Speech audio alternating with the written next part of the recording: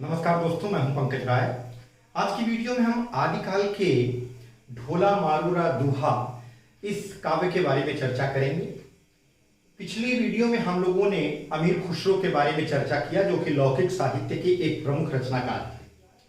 आदिकाल में लौकिक साहित्य, जैसा कि मैंने बताया, कि रचनाकारों का ध्यान अपने आश्रयदाता राजाओं से हट करके लोक जीवन से जुड़ी हुई भाषा जो थी उस पर गया, और उस भाषा को लोगों ने, यानी रचनाकारों ने, अपनी साहित्य की भाषा बनाया। तो आज हम चर्चा करेंगे ढोला मारूरा दुहा के बारे में। यह एक ऐसा काव्य है, या हम कह सकते हैं यह एक ऐसा ग्रंथ है जो कि पश्चिमी हिंदी प्रदेश राजस्थान का एक लोकप्रिय ग्रंथ है। यह एक गेय रचना है, यानी कि जो गाई जाती है खास करके बीकानेर और उसके आसपास के एरिया में या उसके आसपास के क्षेत्रों में। इस ग्रंथ यानी ढोला मारूरा दुहा, इसके रचनाकार जो है वो कवि कल्लोल हैं, और इसका जो रचना काल था, यानी कि इसका पीरियड जिसमें यह लिखी गई यह रचना, वह है 11वीं शताब्दी। और डॉक्टर नगेंद्र के अनुसार यह 11वीं शताब्दी है, यानी डॉक्टर नगेंद्र और कुछ अन्य विद्वान 11वीं शताब्दी की रचना इस ग्रंथ को मानते हैं। यह ग्रंथ मूल रूप से दोहे में लिखा गया है, और इसके मूल रचनाकार, जो असली रचनाकार हैं जिन्होंने इसको दोहे में लिखा था, वह है कवि कल्लोल। कल्लोल जी ने इस ग्रंथ को दोहे में लिखा था, दोहे छंद में लिखा गया था। इस रचना का विस्तार, यानी इसमें थोड़ा बढ़ा चढ़ा के कुछ अन्य चीजें जोड़ करके इसको बाद में प्रकाशित कराया गया, इसको लाया गया लोगों के सामने।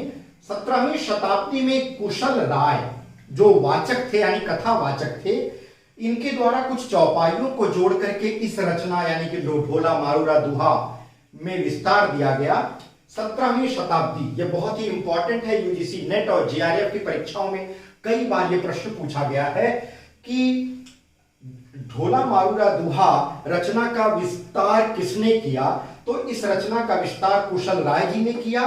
कुछ लोग कुशल राय को ही इसका लेखक या रचनाकार मानते हैं, जो कि सही नहीं है। मूल रचनाकार कवि कल्लोल हैं, और ध्यान रखिए इसमें विस्तार करने का कार्य कुशल राय जी ने किया, जिन्होंने कुछ चौपाइयां जोड़ करके इसको एक नया विस्तार दिया 17वीं शताब्दी में।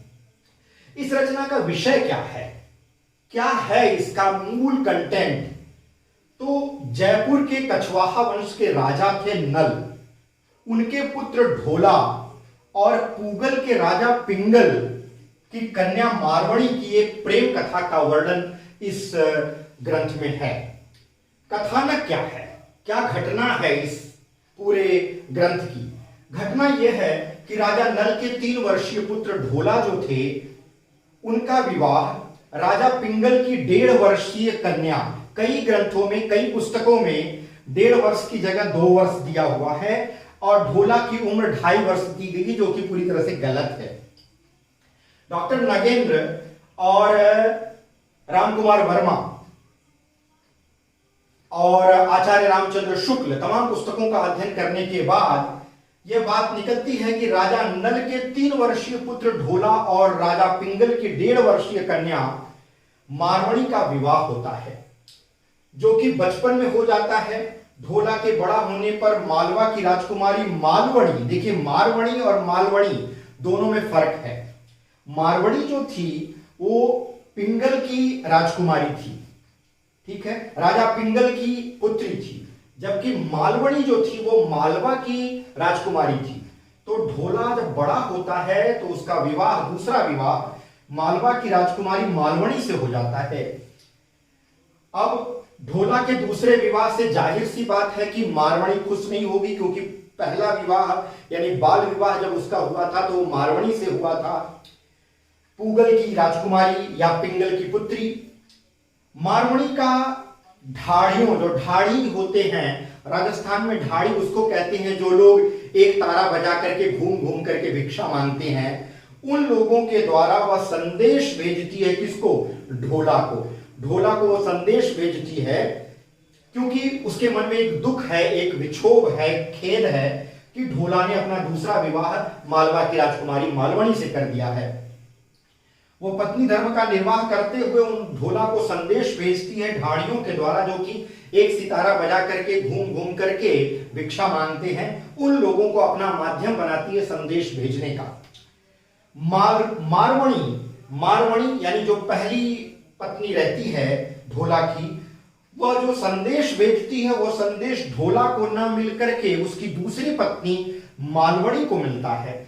लेकिन संयोग ऐसा होता है कि एक बार ढोला को मारवणी द्वारा भेजा गया संदेश मिल जाता है, लेकिन जब तक संदेश नहीं मिलता और ढोला से कोई जवाब नहीं मिलता, क्योंकि मारवणी को यह मालूम नहीं है कि वो जो संदेश भेज रही है वो किसको मिल रहा है। उसके मन में तो यही विचार है कि जो वो कुछ संदेश वह भेजती है ढाड़ियों के माध्यम से, वह संदेश ढोला को जरूर मिलता होगा। तो ढोला से उत्तर जब नहीं मिलता है तो मारवणी कहती है कि कागज नहीं कि मस नहीं, लिखता आलस थाई, कहूण देश संदेश रही, मोलई बड़ई बिगाई। इसका तात्पर्य यह है कि कागज का मतलब है कागज, नहीं मतलब नहीं, तुम्हारे पास कागज नहीं है कि मसी नहीं, मसी मतलब इंक यानी स्याही, तुम्हारे पास कागज नहीं यानी कागज नहीं है कि मस यानी स्याही नहीं है, अथवा लिखता आलस थाई, तुम संदेश लिखने में आलस तुम्हें आ रहा है, कहूण देश संदेश रही, मोलई बड़ई बिकाई, क्या उस देश में संदेश भेजने का खर्च बहुत ज्यादा हो गया है, मोलई बड़ई बिकाई, क्या बहुत उसका मोल बढ़ गया है। तो यह बात वह कहती है। मारवणी द्वारा भेजे गए एक संदेश संयोग से एक संदेश ढोला को मिल जाता है। ढोला मारवणी की सारी बातों को समझ जाता है और उसे अपने घर लाने का निर्णय करता है। मालवणी यानी उसकी जो दूसरी पत्नी है, जाहिर सी बात है उसके मन में अच्छे भाव तो आएंगे नहीं, क्योंकि जब वो जानेगी कि उसका पति अपनी पूर्व पत्नी को लाने के लिए जा रहा है तो उसके मन में दुख तो आएगा। इस दुख का वर्णन भी बहुत अच्छी तरह से कवि कल्लोल जी ने अपनी इस ग्रंथ में किया है।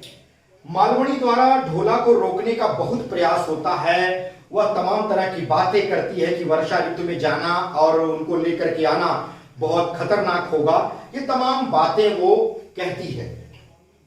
तो मालवणी द्वारा ढोला को रोकने का एक प्रयास किया जाता है, लेकिन ढोला मालवणी को लाने के लिए प्रयाण कर जाता है, यानी उसको लाने के लिए निकल पड़ता है। मालवणी कहती है कि नदिया नाला यानी अपने पति ढोला को रोकने के लिए वो किस तरह का डर दिखाती है वो देखिए। नदिया नाला जल भरिया, पावस चढ़िया पूर। नदिया नाला यानी नदियों में और नालों में जल भरिया, जल भर गया राजस्थानी भाषा है, और वो भी डिंगल। डिंगल उस भाषा को कहते हैं जब अपभ्रंश में राजस्थानी मिक्स होकर के बोली जाती है। तो अपभ्रंश भाषा का पुराना रूप है। अपभ्रंश में जब राजस्थानी मिला दी जाती है तो वो भाषा कही जाती है डिंगल। डिंगल भाषा में लिखा गया है नदिया नाला जल भरिया, पावस चढ़िया पूर। नदियों और नालों में जल भर गया है, पावस यानी कि वर्षा ऋतु, चढ़िया पूर यानी पूरी तरह से अपने चरम सीमा पर पहुंच गई है, अर्थात वर्षा घनघोर हो रही है। करिहं कादिम तिल कसई, करिहं कादिम तिल कसई। अब यहां पर कादिम का मतलब है करदम, करदम से मतलब है कीचड़ से, और तिलकस्सई का मतलब है फंस जाना। करिहं का मतलब है ऊंट, क्योंकि राजस्थान में ऊंट की सवारी की जाती है। तो वो कहती है कि वर्षा ऋतु में तुम्हारे ऊंट जो है वो कीचड़ में फंस जाएंगे। पंथी पूगल दूर, हे पंथी, हे राहगीर, हे यात्री, तुम्हारी जो यात्रा है पूगल देश वह बहुत दूर है, इसलिए कृपा करके वर्षा ऋतु में जाने का प्रयास न करो। लेकिन ढोला इस बात को नहीं मानता है और मालवणी को लेकर के आता है। तो इस जो वियोग और वापस में आगे चल करके जो संयोग का वर्णन किया है कवि ने, उसमें मुख्य रूप से जो रस पाया जा रहा है इस पूरे ग्रंथ में, वह रस है वियोग श्रृंगार मूल रूप से, लेकिन कहीं कहीं संयोग श्रृंगार की भी बातें दिखाई जा रही है। इसमें जो छंद है कुल मिलाकर के 788 छंद इस रचना में है। भाषा इसकी राजस्थानी डिंगल है। छंद मूल रूप से जो कल्लोल जी ने इसकी रचना की है वो तो दोहा में है, क्योंकि इसका नाम भी आप देख लीजिए, ढोला मारूरा दूहा। दूहा मतलब दोहा। तो इसका जो मुख्य छंद है इस काव्य का वह है दोहा, लेकिन बाद में जो इसमें मिलाई गई हैं चौपाइयां कुशल राय वाचक द्वारा यानी कथावाचक द्वारा, तो हम कह सकते हैं इसका छंद क्या है, दोहा और चौपाई। गेय रचना, यह एक गेय रचना है क्योंकि यह एक प्रेम गाथा है जिसको गाया जाता है। आज भी बीकानेर में और उसके आसपास के क्षेत्रों में यह ग्रंथ गाया जाता है और यह एक प्रेम गाथा के रूप में लोगों के द्वारा सुना भी जाता है। अब बात आती है कि क्या यह खंड काव्य है या मुक्तक काव्य है। तो नागरी प्रचारणी काशी के द्वारा जो नया इतिहास छपा हुआ है हिंदी साहित्य का, उसके अनुसार कहा गया है कि यह एक मुक्तक रचना है, लेकिन बहुत सारे विद्वान कहते हैं कि यह एक खंड काव्य है। तो मित्रों, आज की वीडियो में हम लोगों ने जाना ढोला मारूरा दोहा, जो कि पश्चिमी हिंदी प्रदेश राजस्थान का एक लोकप्रिय ग्रंथ है। इसके बारे में पढ़ा, इसके रचनाकार और इसके रचना विस्तार के बारे में पढ़ा, इसका विषय पढ़ा, इसमें कथानक क्या है और कुछ मुख्य बिंदुओं के बारे में जाना कि इसमें छंद क्या है, भाषा क्या है, रस क्या है और इसमें कौन से छंदों में रचना की गई है, कुल कितने छंद हैं और यह खंड काव्य है या मुक्तक, इसमें बड़ा विवाद है। लेकिन नागरी प्रचारणी सभा काशी ने बाद में यह कहा कि यह मुक्तक है। पहले तो सब लोग इसको खंड काव्य ही कहा करते थे। मैं समझता हूं आज का वीडियो आपको जरूर पसंद आया होगा। इसे अन्य दोस्तों, मित्रों, सगे संबंधियों तक शेयर करिए और पसंद आया है तो लाइक करिए। अगर आप नए व्यूअर हैं तो चैनल को सब्सक्राइब कर लीजिए, घंटी के निशान को दबाना मत भूलिए ताकि आपको नए अपडेट्स मिलते रहें। अगली वीडियो में लोक साहित्य पर कुछ और बातें लेकर के मैं आपके सामने प्रस्तुत होऊंगा। तब तक के लिए बहुत बहुत धन्यवाद।